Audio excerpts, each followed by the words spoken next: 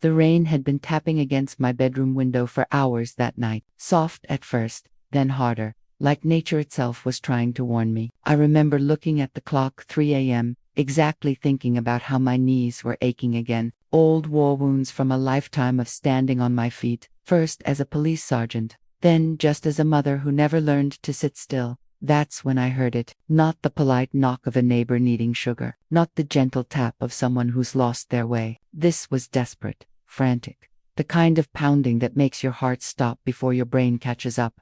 I threw on my robe, my hands shaking as I fumbled with the lock. For a split second, I thought maybe it was a neighbor's emergency. Maybe someone needed help. Maybe then, I opened the door. Emily stood there, my baby girl, my only daughter. But she didn't look like my daughter anymore. She looked like a ghost wearing my daughter's face. Her nightgown clung to her legs, soaked through from the rain. Her feet were bare, covered in mud and small cuts from running. But it was her face that made my blood run cold. A bruise was blooming across her left cheek, angry and purple. Her lip was split, and her eyes, God, her eyes, they were the eyes of someone who'd finally run out of places to hide. "Mom," she whispered, and that single word carried more pain than any scream ever could. I pulled her inside, my arms wrapping around her like I could shield her from everything that had already happened. The rain poured off her in rivers, pooling on my clean floor, but I didn't care. Nothing mattered except the trembling woman in my arms. "He did it again," she sobbed into my shoulder. "He said he'd stop. He promised he'd stop."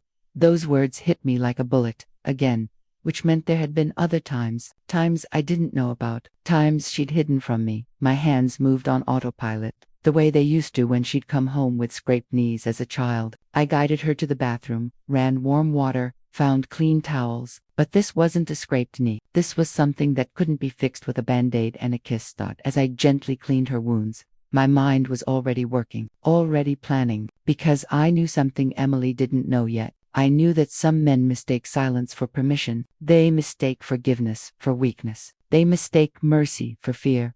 David had made a terrible mistake tonight. He'd assumed I was just a tired old woman who wouldn't fight back. He was about to learn differently. I should have known from the beginning. A mother's intuition is rarely wrong, but sometimes we ignore it because we want our children to be happy. We want to believe we're just being overprotective, just seeing shadows where there's only light. Emily met David 3 years ago at a charity gala. She was 27, working as a graphic designer, full of life and laughter. He was 32, worked in finance at his family's investment firm, drove an expensive car, and wore suits that cost more than most people's rent. On paper, he was perfect. But I've learned that monsters often come gift-wrapped. The first time she brought him home for dinner, I watched him carefully, too carefully, Emily said later, but I couldn't help it. Something about the way he moved, the way he spoke, set off alarms in my head.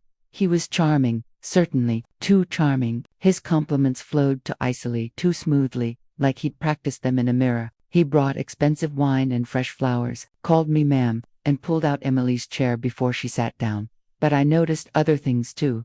The way his hand would grip her shoulder, just a little too tight when she spoke. How his smile would freeze if she corrected him about something small. The way he'd interrupt her stories to tell his own version, always putting himself at the center. "You're overthinking it, Mom," Emily had said when I gently voiced my concerns. "He's just confident. He's successful. He's not like the other guys I've dated."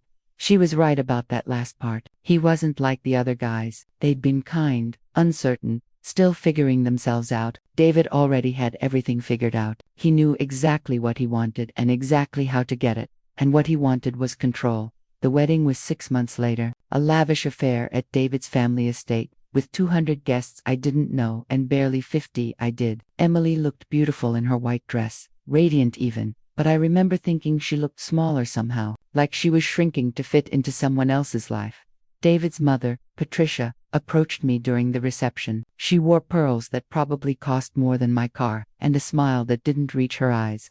"Don't worry," she said, patting my hand like I was a child. "We'll take good care of your little girl." The way she said it made my skin crawl, like Emily was a pet they'd adopted, like she was something to be managed, not someone to be loved. I should have pulled Emily aside right then, should have asked her one more time if this was really what she wanted. But the music was playing, and she was dancing with her new husband, and everyone was smiling, and I told myself I was just being paranoid. That decision haunts me still. The changes didn't happen overnight. They never do with men like David. It's always gradual.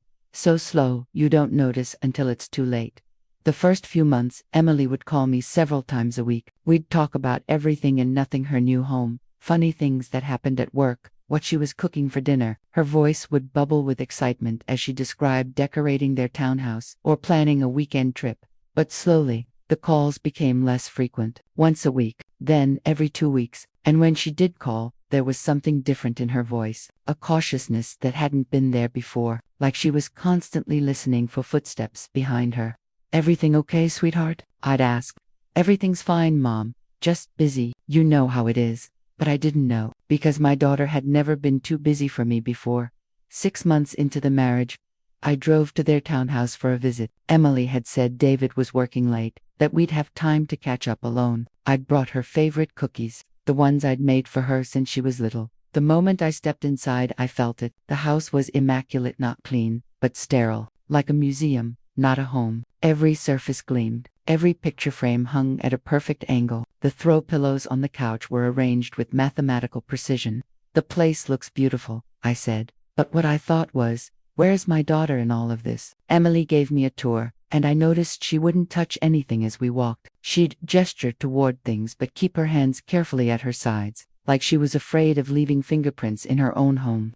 "David likes things organized," she explained when she caught me staring. "It's just easier this way." Easier for whom? I wanted to ask, but I bit my tongue. We sat in the kitchen, that cold, perfect kitchen with its granite countertops and designer appliances, and I watched my daughter nervously arrange cookies on a plate. Her hands shook slightly as she poured coffee. "Emily," I started carefully, "you know you can tell me anything, right?" "I know, Mom. Are you happy?" She smiled, but it didn't reach her eyes. "Of course I'm happy. I have a beautiful home, a successful husband. What more could I want?" "Everything," I thought. "You could want everything you've lost."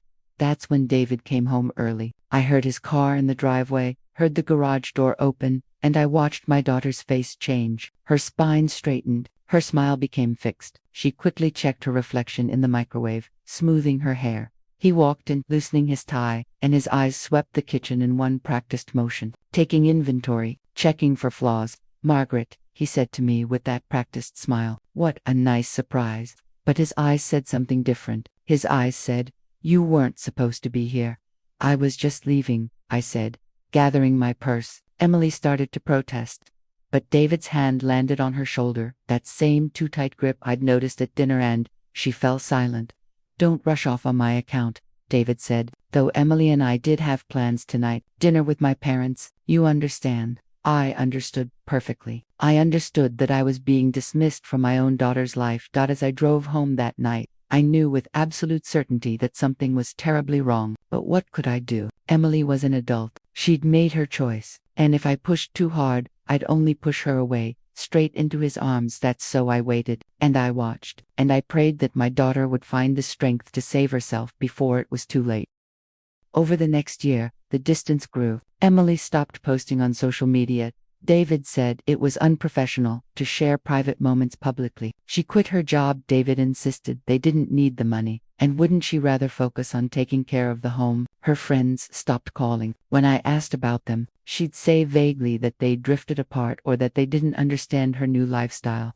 What she meant was, David doesn't like them. I'd see her every few weeks, always supervised visits with David hovering nearby. She'd lost weight. Her clothes, once colorful and expressive, had become muted beiges and grays, nothing that would draw attention. She wore long sleeves even in summer. Once, I caught a glimpse of bruises on her wrist when she reached for something. Finger-shaped bruises. "What happened?" I asked, keeping my voice steady. She pulled her sleeve down quickly. "Oh, that's nothing. I bumped into the car door. I'm so clumsy lately." Clumsy, that's what they always say, as if women suddenly forget how to navigate the world without bruising themselves, as if doors and counters conspire to leave marks that look suspiciously like hands. The worst moment came last Christmas. David and Emily came to my house for dinner, along with my son James and his family. It should have been joyful. Instead, I watched David control every aspect of Emily's behavior. She reached for a second glass of wine. His hand covered hers. "You've had enough, darling." She laughed at one of James's jokes. David's eyes narrowed. That's not that funny, Emily. She offered to help me in the kitchen. David said, I need you here with me. After dinner, I cornered her in the bathroom. Emily, please, talk to me. Let me help you. She looked at me with those tired, frightened eyes. Help me with what, Mom? I have a good life. David takes care of me. He has high standards, and sometimes I disappoint him. That's not his fault, sweetheart. The bruises. I told you, I'm clumsy. Why can't you just be happy for me? Because you're not happy. I wanted to scream, because I see the fear in your eyes every time he walks into a room, because you've disappeared into someone else's life, and I don't know how to bring you back. But I didn't say any of that, because I knew from my years as a police sergeant, from the domestic calls I'd responded to, from the women I'd tried and failed to save, that you can't rescue someone who isn't ready to be rescued. All you can do is wait, and make sure that when they finally reach out, you're ready to catch them. So I waited. And on that rainy night at 3 a.m., my daughter finally reached for my hand. After I'd cleaned her wounds and wrapped her in warm blankets, after I'd made her tea she wouldn't drink and offered her food she couldn't eat, Emily finally started talking. We sat on my old couch, the one I'd bought 20 years ago that David had once called shabby. She was wearing my clothes, sweatpants, and an old t-shirt tan for the first time in months. She looked like my daughter again. It's been happening for a while, she said quietly, staring at her hands. Not the hitting, not at first. It started small, comments about my appearance, about how I did things wrong, the way I loaded the dishwasher, folded his shirts, organized the pantry. Everything I did was wrong. Her voice was flat, emotionless, like she was reading from a script. Then it was my friends. He'd say they were a bad influence, that they were jealous of what we had. And I believed him, Mom. I believed him because I loved him, and I thought he loved me. Oh, sweetheart. He started monitoring my phone, said it was because he worried about me, because he cared. He needed to know where I was, who I was talking to. For my safety, he said. She laughed bitterly. My safety. I held her hand, saying nothing, letting her speak. This was her story to tell. The first time he hit me was 8 months ago. I'd forgotten to pick up his dry cleaning, and we had this important dinner with his parents. He slapped me. Then he cried and apologized and said he'd been under so much stress at work that it would never happen again. But it did, I said quietly. It did, and each time, he had a reason. Each time, he made it my fault. I'd pushed his buttons. I'd embarrassed him. I'd failed him somehow. She looked at me with tears streaming down her face, and I started to believe it, Mom. I started to think that maybe if I just tried harder, if I just did everything perfectly, he'd love me the way he used to. My heart broke into 1,000 pieces. Tonight, she continued, her voice shaking, a woman called his phone. I saw her name, Melissa. When I asked who she was, he lost it, completely lost it. He threw his phone at the wall, then he grabbed me. He said I had no right to question him, that I was lucky he even kept me around, that I was pathetic and useless, and she couldn't finish. She collapsed against me, sobbing, and I held her like I did when she was small. But this time, I couldn't kiss away the pain. This time, the monsters were real. As I held my broken daughter, I felt something cold and sharp settle in my chest. Not rage. Rage is hot and quick and uncontrolled. This was something different. This was purpose. David had made a mistake. He'd hurt the one person in the world I would die to protect. And now, he was going to learn what happens when you wake a sleeping wolf. Emily, I said softly, pulling back to look at her. I need you to listen to me. What happened tonight wasn't your fault. None of it. Not tonight. Not any of it was ever your fault. But no, listen. I spent 30 years as a police sergeant. I've seen men like David before. They're predators. They choose women who are kind, who are forgiving, who believe in second chances. And they use that kindness like a weapon. She looked at me with something like hope in her eyes. Tomorrow, we're going to document everything. Every bruise, every cut, every mark. We're taking photos, getting medical records. And then, sweetheart, we're going to make sure he never hurts you again. He'll never let me go, Mom. You don't know what he's capable of. I smiled then, a cold smile that hadn't touched my face in years. Darling, he has no idea what I'm capable of. Now get some rest. Tomorrow, we fight back. The next morning, after Emily had finally fallen into an exhausted sleep, I made my first call to Frank Morrison, my old partner from the force. We'd worked together for 15 years, had each other's backs through situations most people wouldn't believe. He'd retired 2 years before I did, then gotten bored and gone back as a consultant. Margaret, his voice was rough with sleep. It's 6 in the morning. I need your help. Frank, it's Emily. I heard him sit up, suddenly alert. Frank had watched Emily grow up, had been at her graduation, had danced with her at her wedding, even though he'd told me privately that David seemed like a prick in a nice suit. What happened? I told him everything. When I finished, there was a long silence. That son of a bitch, he said finally. What do you need? Information. David Williams works at Williams and Associates investment firm. I need everything: financial records, phone records, anything that might be useful. And I need to know if there have been other complaints, other women. Margaret, you know I can't just. Frank. She showed up at my door at 3 in the morning, beaten, barefoot, terrified. Now tell me, can you help or not? Another pause. Then, give me a few hours. I'll see what I can find. Thank you, Margaret. Be careful. Men like him, they don't let go easy. And they have lawyers. So do I said, and hung up. My next call was to Sarah Chen, a lawyer I'd worked with on several domestic violence cases. She'd started her career as a public defender, seen too many women failed by the system, and had shifted to private practice specifically to help survivors. She was brilliant, ruthless, and she hated men like David with a passion that matched my own. Margaret, it's been too long, she said warmly when she answered. Sarah, I need your help. For my daughter. Her tone shifted immediately. Tell me. By noon, my small house had become a war room. Sarah arrived first, carrying a briefcase full of legal documents. Frank showed up an hour later with a flash drive and a grim expression. Emily woke up around 2, and Sarah gently guided her through the process of documenting everything. Photos of every bruise, every cut, a detailed timeline of abuse, names of witnesses who might have seen something, neighbors, friends, co-workers. This is going to be hard, Sarah told her. He's going to fight dirty. His family has money and connections. They'll try to paint you as unstable, vindictive, a liar. Are you ready for that? Emily's voice was small but determined. I'm ready. I can't live like this anymore.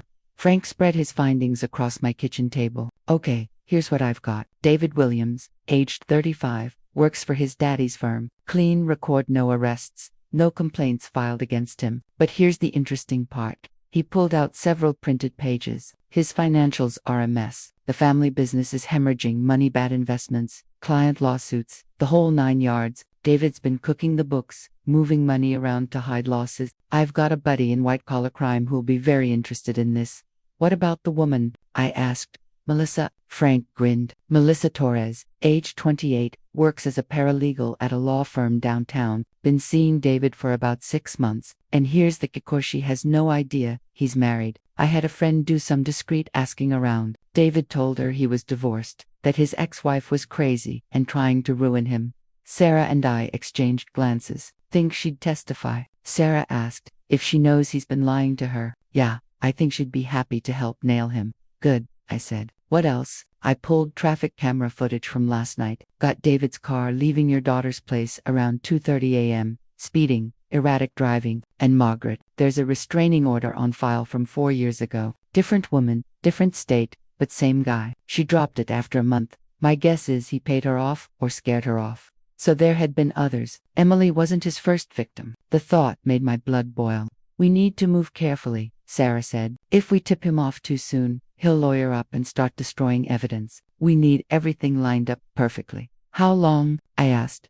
Give me a week, maybe 2. I need to talk to Melissa, get the previous victim's testimony if possible, coordinate with Frank's contacts about the financial fraud. Then we hit him with everything at once: criminal charges for assault, fraud charges for the embezzlement, and a divorce filing with a restraining order. Emily looked terrified. What if he comes here? What if he tries to? He won't, I said firmly, because he's going to think everything is fine. You're going to call him today, Emily. You're going to tell him you're sorry, that you overreacted, that you need time to cool off, but you'll be home soon. Mom, I can't. Yes, you can, because we need him to feel safe. We need him to think he's won, that you're coming back, that everything will go back to the way it was. And while he's feeling safe, we're going to build a case so airtight that even his family's lawyers won't be able to save him. Sarah nodded approvingly. Good strategy. Keep him calm. Keep him from doing anything rash or disposing of evidence. Meanwhile, we work behind the scenes. Emily took a shaky breath. Okay, I can do that. You're stronger than you think, sweetheart, I told her. You survived him this long. A few more days won't break you. But inside, I was thinking, David, you have no idea what's coming. You hurt my daughter. Now you pay. The next week moved like a chess game. Every move calculated, every piece positioned carefully. Emily made the call to David, her voice small and apologetic, just like he'd trained her to be. I listened on speaker as he berated her, called her selfish and dramatic, made her apologize again and again. When are you coming home? He demanded. Soon, she said. I just need a few days. Please, David, just a few days. He agreed, but only after making her promise to make it up to him when she returned. The way he said it made my skin crawl. Meanwhile, Sarah worked her magic. She contacted Melissa Torres, met with her privately, and showed her proof of David's marriage. The woman was devastated and furious. She agreed to provide testimony, phone records, everything. Frank's contact in white-collar crime quietly opened an investigation into Williams and Associates. The financial records Frank had discovered painted a picture of systemic fraud going back years, and the previous victim, a woman named Jennifer Patel, came forward after Sarah's private investigator tracked her down. She'd been terrified to speak out before, but knowing she wasn't alone gave her courage. She described the same pattern, the charm, the control, the violence, the threats. He told me if I pressed charges, he'd ruin my career, Jennifer said during our video call. And I believed him. His family had connections everywhere. So I took his money and signed an NDA and tried to forget it ever happened. You're brave for speaking up now, Emily told her. So are you, Jennifer replied. Let's make sure he never does this to anyone else. On day 10, Sarah declared we were ready. I've filed everything with the court: divorce papers, restraining order, supporting documentation for assault charges. The DA's office has the financial fraud evidence and is preparing charges. Tomorrow morning, all of it goes into motion simultaneously. What happens then? Emily asked. Then we wait for him to make a mistake. And trust me, men like David always make mistakes when they're cornered. That night, I barely slept. I kept thinking about every moment of the past 3 years. Every sign I'd missed or ignored. Every time I'd bitten my tongue instead of fighting for my daughter. I'd spent 30 years protecting strangers, and I'd failed to protect the person who mattered most. But tomorrow, that would change. Tomorrow, David Williams would learn that you don't get to hurt someone's daughter and walk away unscathed. Not on my watch. The next morning, everything happened at once, exactly as Sarah had planned. At 8 a.m., David was served divorce papers at his office. Papers that detailed every incident of abuse, every threatening text message, every bruise documented with photographs. At 8:15 a.m., Melissa Torres showed up at his office with her own lawyer, demanding to know why he'd lied to her and threatening legal action for fraud and emotional distress. At 8:30 a.m., federal agents arrived to execute a warrant for the financial records of Williams and Associates.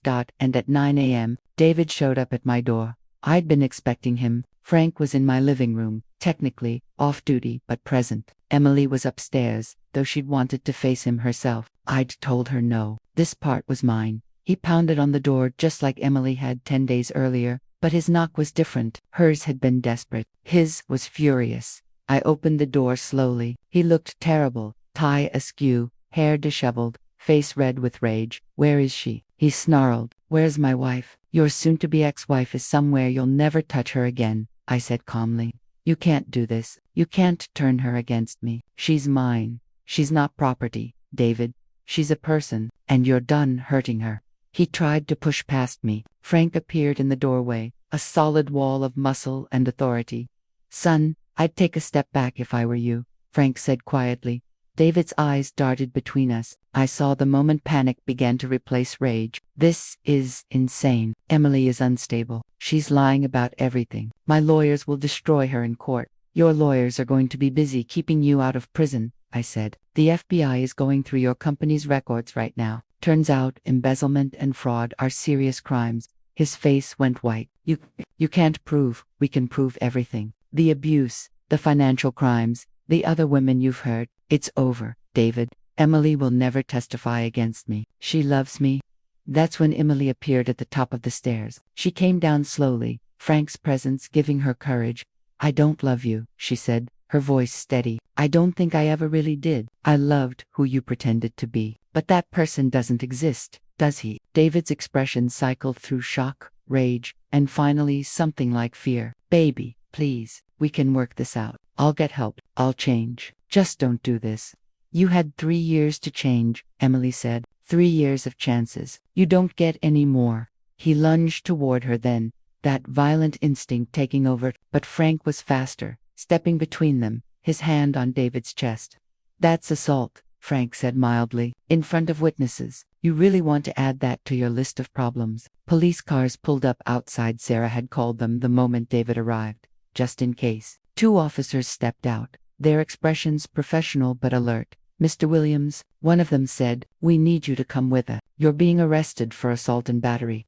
As they led him away in handcuffs, David looked back at Emily one last time. You'll regret this. My family will bury you. But Emily didn't flinch. She stood tall, my beautiful daughter who'd finally found her strength again, and said, no, David, you're the one who's going to regret what you did, and my family. We don't bury people. We just make sure the truth comes to light.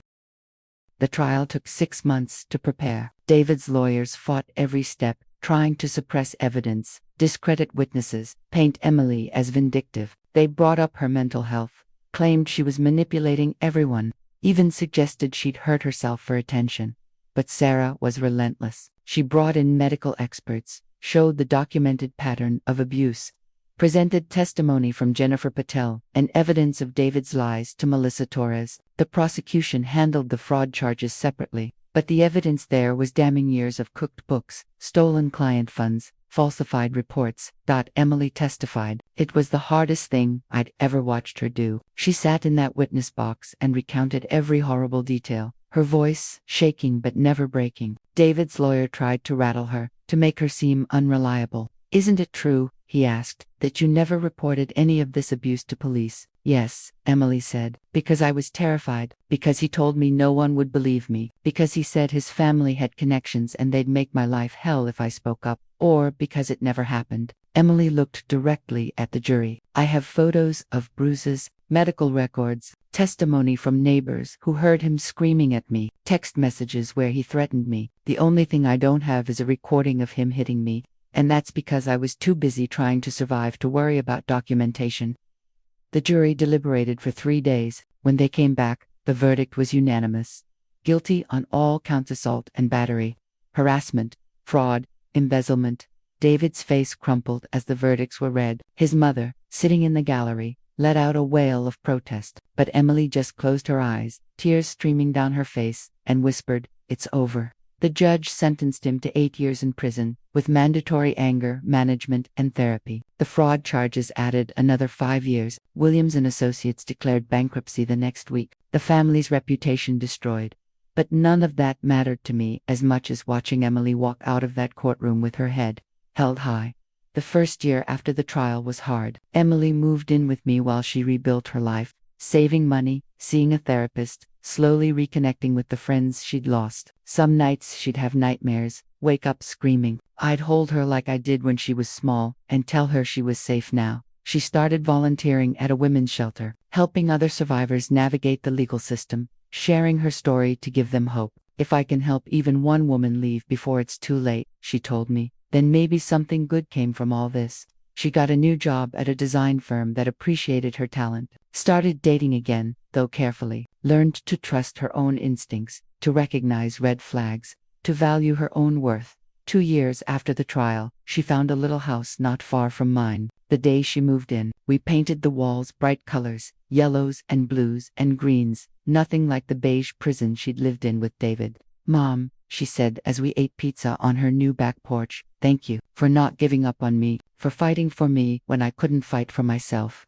"Sweetheart," I said, "that's what mothers do. We fight, always." We got word last month that David had been denied parole. His lawyer claimed he was a model prisoner, but the parole board looked at his record, at the statements from his victims, and decided 8 years wasn't long enough. Emily and I didn't celebrate. We didn't need to. Justice isn't about revenge. It's about truth. It's about making sure the vulnerable are protected and the powerful can't abuse that power. And sometimes, justice means an old lady putting on her shoes at 3 a.m. and saying, "It's time to get that bastard." People ask me sometimes if I regret anything about how we handled it, if I wish we'd done things differently. The only thing I regret is not trusting my instincts from the beginning. I knew David was wrong for Emily from the moment I met him. I should have fought harder, spoken louder, made her see what I saw. But I also know you can't save someone who isn't ready to be saved. Sometimes people need to find their own way through the darkness before they can accept a hand pulling them toward the light. Emily found her way. It took 3 years and a beating at 3 a.m. in the rain, but she found it, and when she did, I was there to help her through to the other side. Last week, Emily called me, excitement in her voice. She's met someone, a kind man who makes her laugh, who respects her boundaries, who thinks she's amazing exactly as she is. She's taking it slow, being careful, but she's also learning to be happy again. I want you to meet him, she said. Get your grandmother radar working. Tell me if you sense any red flags. Sweetheart, I will investigate him more thoroughly than the FBI investigated David's finances. I promised. She laughed, really laughed, the way she used to before David. I'm counting on it, Mom. I trust your instincts now. And that, more than anything else, tells me we did the right thing. Emily's not a victim anymore. She's a survivor. She's strong and wise and careful. She knows her worth. She knows that love shouldn't hurt, that control isn't care, that jealousy isn't passion. She's teaching those lessons to other women now. Last month, she spoke at a conference for domestic violence survivors. I sat in the back row, watching my daughter stand on that stage and tell her story to a room full of people, watching them nod, seeing recognition in their eyes, hearing them applaud when she finished. The thing about abusers, she told them, is that they rely on silence. They rely on shame. They rely on the belief that no one will believe you, that no one will help you, that you're alone. But you're not alone, and when you're ready to speak up, there will be someone there to listen. She looked directly at me when she said that last part, and I nodded back, tears in my eyes, thinking about how far we'd both come. If there's one thing I want people to take away from our story, it's this: abuse thrives in silence. It grows in the dark corners we're too afraid or too ashamed to illuminate, and it continues because good people, people who suspect something is wrong, choose to stay quiet rather than risk being wrong. I was a police sergeant for 30 years. I responded to hundreds of domestic calls. I held crying women who swore their husbands would change. I arrested men who promised it was just this once. I wrote reports that went nowhere because victims were too afraid to testify. And then it happened to my own daughter, in my own family, and I almost made the same mistakes I'd seen others make. I almost stayed quiet. I almost respected her choice to stay with him. I almost believed that it wasn't my place to interfere. But here's what I learned: when someone you love is being hurt, it is always your place to interfere, not to control them, not to make their choices for them, but to stand beside them, to gather evidence, to build a safety net for when they're ready to jump. You can't force someone to leave an abusive relationship. I know that, but you can make sure they know they have options. You can document what you see. You can quietly gather resources, lawyers' names, shelter information, evidence that might be needed later. You can be ready. And when that knock comes at 3 a.m., when your daughter or your sister or your friend finally reaches their breaking point, you can be there to catch them. The thing about fighting back against abuse is that it never just affects one person. Emily's case opened investigations into David's family business that led to restitution for dozens of cheated clients. Jennifer Patel's testimony helped reopen her case, leading to a civil settlement that gave her closure. Melissa Torres's cooperation exposed David's pattern of manipulation and lies, but it went further than that. One of the jurors from David's trial reached out to Emily a year later. She said watching the case had made her recognize patterns in her own relationship, not physical abuse, but emotional control that was heading in that direction. She left her partner and got help. A woman who heard Emily speak at the conference called her in tears, saying she'd been planning to go back to her abusive husband one more time, but Emily's words had given her the strength to stay away. A young man, whose father had been abusive, wrote to tell Emily that her story helped him understand what his mother had gone through, and that he was now in therapy working through his own trauma. This is what justice looks like. Not just a man in prison, though that matters, but a ripple effect of awareness, of strength, of survivors helping survivors. Emily keeps a file of letters from people her story has touched. On hard days, when the nightmares come back, or when she questions whether going through the trial was worth it, she reads them, and she remembers that her pain wasn't meaningless, that she turned her trauma into a tool to help others. I used to think strength meant never showing weakness. She told me recently. David made me believe that, but real strength is being vulnerable enough to ask for help. Real strength is surviving and then using that survival to light the way for others. My daughter is stronger than I ever was, and that fills me with more pride than I can express. I get letters too, sometimes, from mothers who see signs of abuse in their daughters' relationships and don't know what to do. From fathers worried about their sons' controlling behavior. From grandparents watching helplessly as their grandchildren grow up in homes filled with violence. Here's what I tell them: trust your instincts. If something feels wrong, it probably is. Don't let anyone convince you that you're being paranoid or overprotective. You know your child. You know when something has changed. Document everything. Write down dates, times, incidents. Take photos if you can. Save text messages. Keep a record. You might never need it, but if you do, you'll be glad you have it. Don't isolate the victim. Abusers work hard to cut their victims off from support systems. If you push too hard, you might push your loved one further into the abuser's arms. Stay connected however you can, even if it's just a text message every few days saying "I love you." Build a support network quietly. Find lawyers who specialize in domestic violence. Research shelters and resources. Connect with other families who've been through this. Have a plan ready for when your loved one is ready to leave. Remember that leaving is the most dangerous time. When victims try to leave, abusers often escalate. That's when the most serious violence happens. Make sure there's a safety plan in place, somewhere safe to go. Someone who knows the situation. Evidence gathered in case of legal action. Take care of yourself. You can't help anyone if you're falling apart. See a therapist. Join a support group. Let yourself feel the anger and fear and helplessness. Then channel those feelings into action. And most importantly, when they reach out, be ready to act. Don't hesitate. Don't say. When someone you love finally finds the courage to ask for help, you move heaven and earth to give it to them. That's what I did, and I'd do it again, in a heartbeat. People sometimes ask if I feel guilty about what happened to David, about his prison sentence, his ruined reputation, his destroyed career. I don't, not even a little bit. David made choices. Every time he raised his hand to my daughter, that was a choice. Every time he screamed at her, controlled her, isolated her, threatened her, those were choices. He chose to hurt someone weaker than him because it made him feel powerful. Now he lives with the consequences of those choices.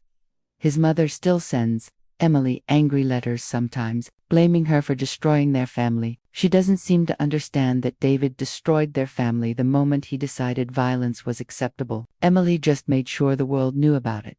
The last we heard, David's father had disowned him. The family business is bankrupt. Most of their high society friends want nothing to do with them. Patricia Williams, who once looked down on me with such condescension, now avoids leaving her house because of the shame. I take no pleasure in their suffering, but I take satisfaction in knowing that actions have consequences, that the powerful can't always buy their way out of justice, that sometimes the system actually works. The universe doesn't need me to punish him, I told Emily once. It already knows what to do.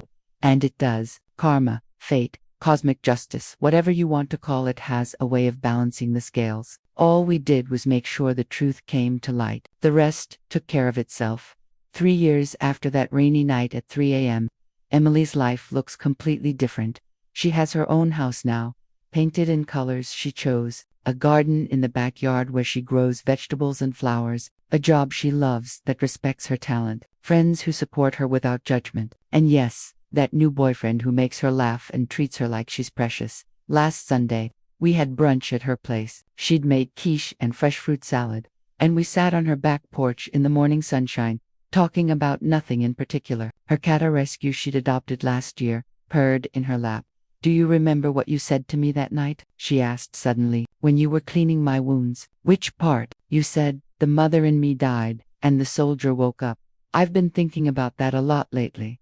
"Have you?" She nodded. "I used to think you saved me that night, and you did, but what you really did was show me how to save myself. You didn't just fight for me. You taught me how to fight. You showed me that being kind doesn't mean being weak, that forgiveness doesn't mean accepting abuse, that love should lift you up, not tear you down." I reached across the table and squeezed her hand. "You always had that strength, sweetheart. You just forgot it for a while. I just reminded you it was there." "Still," she said, smiling, "thank you for putting on your shoes that night. Thank you for saying it was time to get that bastard. Thank you for getting him. We sat in comfortable silence for a while, watching birds flit through her garden, listening to wind chimes she'd hung from the porch. Mom, she said finally, I'm happy, really, genuinely happy, for the first time in years. And that right there made every sleepless night worth it, every hour of planning, every court appearance, every moment of worry and fear and rage. All of it was worth it to see my daughter sitting in the sunshine, healthy and whole and happy. That's what justice looks like. Not just punishment for the guilty, but healing for the survivors. Not just an ending, but a new beginning. If you're reading this and you see yourself in Emily's story, if you recognize the signs of control and manipulation and violence in your own life, please hear me. You are not crazy. You are not overreacting. You are not to blame. Love shouldn't hurt. Partners shouldn't scare you. You shouldn't have to walk on eggshells in your own home or apologize for things that aren't your fault. You shouldn't have to hide bruises or make excuses for someone else's behavior. You deserve better. You deserve kindness and respect and genuine love. And I know you're scared. I know you might think you have nowhere to go, no one who will believe you, no way to survive without them. I know they've probably told you those things so many times that you've started to believe them, but they're lying. There are people who will believe you. There are resources available to help you. There is life after beautiful, joyful, peaceful life. You don't have to wait until 3 a.m. to ask for help. You can reach out now, today, right this minute. Call a domestic violence hotline. Tell a trusted friend. Speak to a doctor or a therapist. Start documenting what's happening. Make a safety plan. Take small steps toward freedom. And if you can't do it for yourself yet, do it for the person you used to be. The one who smiled easily and laughed freely and dreamed big dreams. That person is still inside you, waiting to come back to life. Do it for them.